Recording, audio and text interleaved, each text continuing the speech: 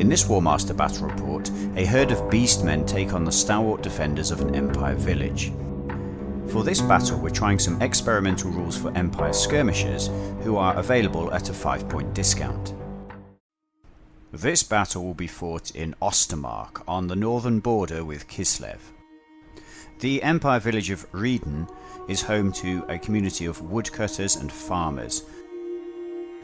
Unfortunately for the villagers, Rheden has drawn the cruel gaze of Beastlord Blackhoof, who leads his war herd on a rampage of destruction and carries off the villagers into the nearby woods.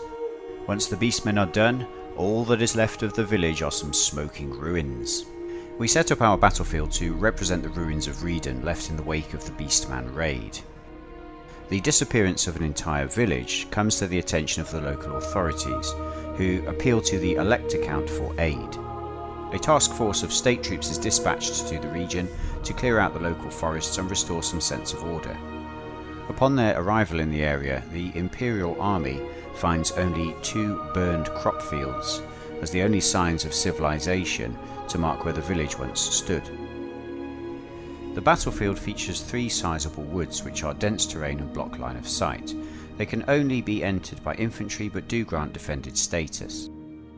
There are 3 rocky hills which are open ground to all units and provide infantry on the slopes with defended status.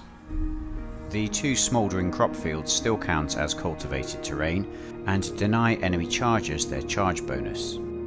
There are 4 impassable features which are either natural rocky outcrops or the ruins of the village.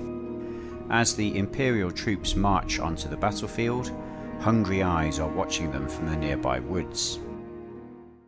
The first army are 2,000 points of Beastmen. The Beastmen army is infantry heavy with 8 units of gore and 4 units of ungore. There are also 4 bestigore, and the cavalry contingent is made up of 3 Chaos Hounds and 3 Tuskor chariots. 1 Chaos Spawn rounds out the army. It is led by the Beastlord Blackhoof, and he is supported by 1 Doomball, 2 Wargore heroes and 2 Grey Shaman. The army breakpoint is an impressive 12, and 4 units of gore and 2 units of ungore are chosen as ambushers. Next we review the 2,000 points of the Empire army. The Empire General knows he will have to send infantry into the woods to clear out the Beastmen, so he has picked a very infantry heavy build with 12 units of halberdiers accompanied by 12 units of skirmishers at the discounted cost of 20 points per unit. There are also 4 crossbowmen, 2 knights, 1 unit of pistoliers and 2 cannon. The army is led by a general and features 2 heroes, 1 mounted on a griffin. There are also 2 wizards. The army breakpoint is 11, and the discount from the skirmishers allows us to purchase some magic items. Thanks to their extreme skirmisher build, the Empire win the scouting role, and so deploy all their skirmishers plus halberdiers on the battlefield first. The Beastmen then deploy their entire army, starting with the ambushers who will be kept off the board. The chariots take up position on the Beastman left flank, led by the general, whilst a hero commands the bestigore and their supporting infantry in the centre. Some ungore take up position behind one of the woods, whilst on the Beastman far right flank there are 3 Chaos Hounds. The remaining Beastmen characters are placed in advance of their units ready to issue orders, and deployment is complete. The Empire then deploy their remaining troops, with the cannon and cavalry deploying on the Empire right to counter the Beastman Chariot Brigade. Meanwhile on the Empire left, 2 units of crossbows commanded by the hero on the Griffin get ready to take the hill. Both armies are now fully deployed, and it's time for battle to commence. The Beastmen take the first turn and begin by moving the Hounds up on their right flank. In the centre right, some ungore move forwards towards the sanctuary of the woods. In the centre, the infantry brigades push forwards towards the woods, whilst the chariots hang back. The various Beastmen characters then reposition themselves at the end of the command phase, ready to give further orders next turn. In Empire Turn 1, the army quickly mobilises and recaptures the ruined village. Crossbowmen take the hill, whilst a brigade of halberdiers with skirmishers march through the ruins of Rheden. In the centre right, two huge brigades of halberdiers with attendant skirmishers form a solid battle line and advance towards the woods. On the right, the cannon and cavalry brigades both advance to threaten the distant chariots. In the shooting phase, the cannon take aim at the closest Beastmen targets and unleash a volley of fire. Two Beastmen infantry units take casualties from cannon fire and are driven back in confusion. The Imperial Wizards summon their magics to impose a hex upon the Chaos Spawn, and add more weight of fire onto the hapless Beastmen with a ball of flame. At the end of the shooting phase, the hexed spawn is now terrified and will move at half pace, whilst the Beastmen have been driven back into their brethren and are confused. At the start of Beastman turn 2, with a ululating cry, a brigade of ambushing Gore emerge from the dark woods in the centre. They are quickly joined by Bestigor and more Gore, who have left their brigade with the spawn. A second brigade of Bestigor and Gore occupy a second wood in the Beastman's centre.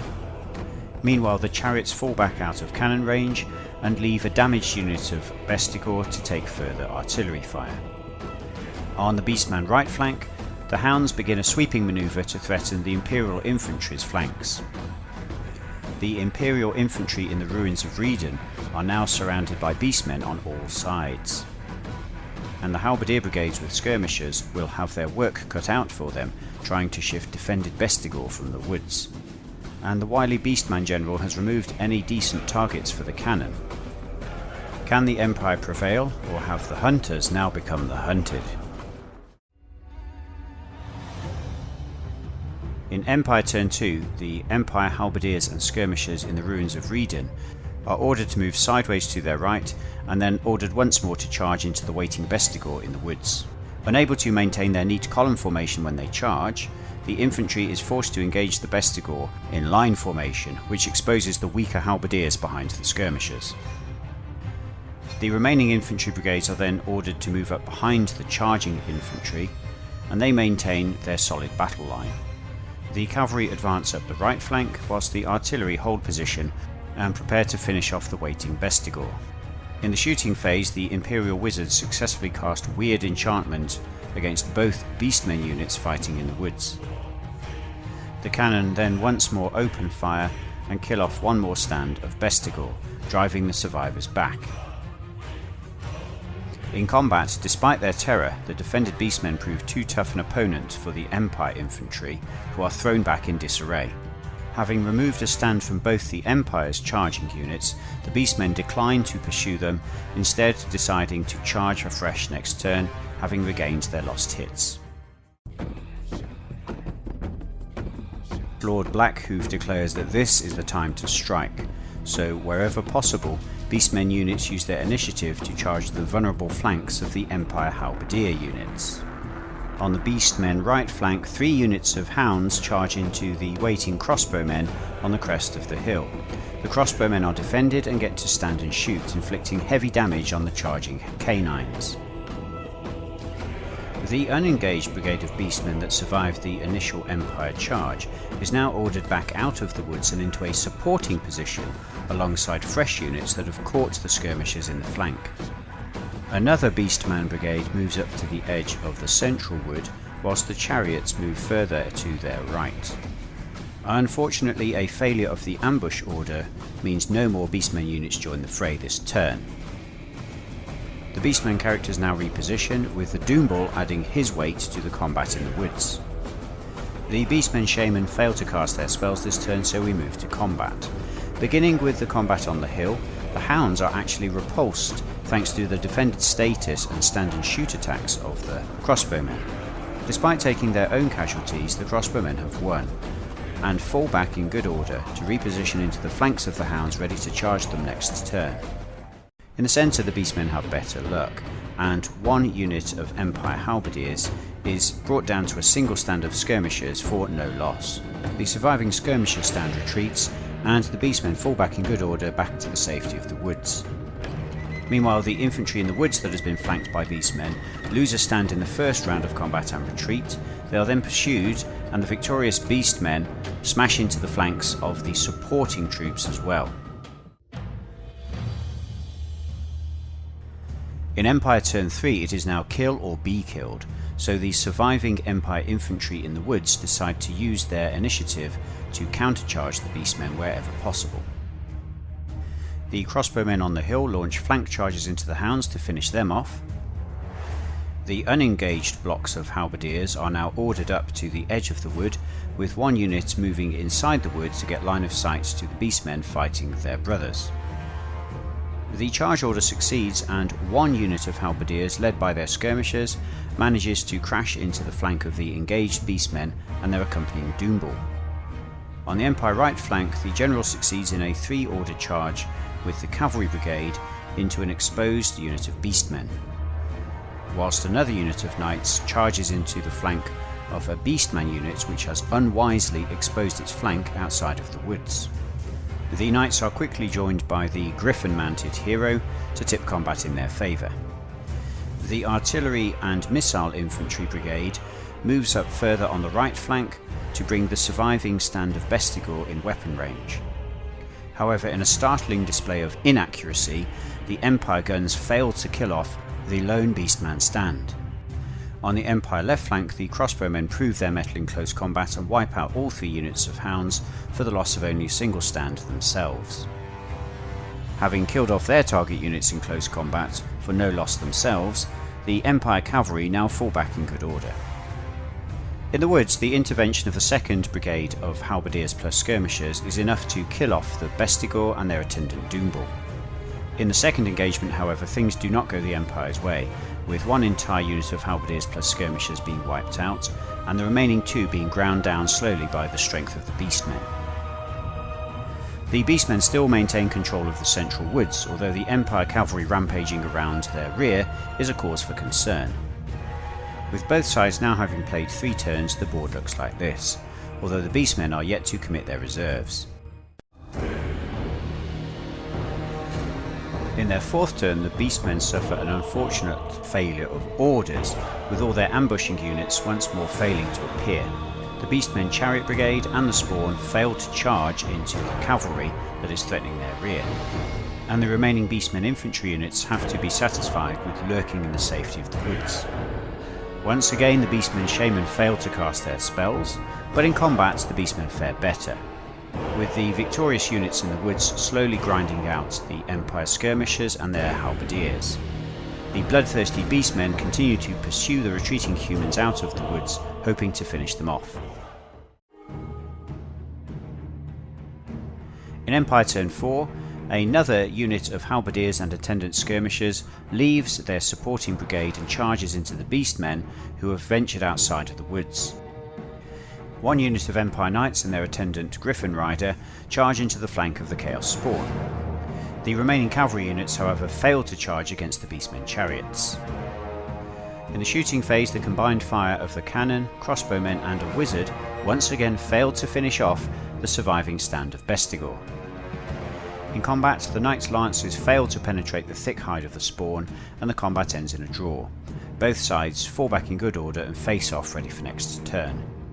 In the woods, the Beastmen slaughter the remaining stands of the engaged halberdier units, but the freshly charging unit tips the balance in their favour, and they push the Beastmen back and kill them. In Beastman Turn 5, the ambushing units once more fail to appear. The Spawn and some surviving Beastmen from the woods use their initiative to charge the Knights, catching them in the flank. But elsewhere, the other Beastmen units fail to move, including the chariots. In what is becoming a running theme in this army, the Beastmen Shaman fail to cast any spells. In combat, as the Spawn is touching both units of Knights, this is one engagement, and unfortunately for the Beastmen, although they bring down a stand of Knights, the Griffin-mounted hero carries the day, inflicting heavy losses on the Beastmen. The combat ends in a draw, and with this, their last chance to inflict some damage on the Empire gone, the Beastman General sounds the retreat.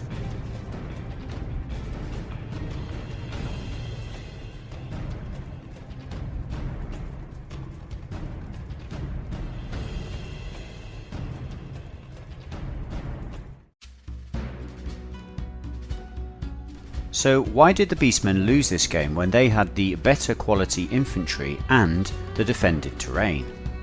Well, while the Beastmen were more than capable of repulsing the Empire infantry's probing attacks into the woods, the Beastmen's strategy was hamstrung by the failure of their ambushing units to appear and the failure of their chariot brigade to act.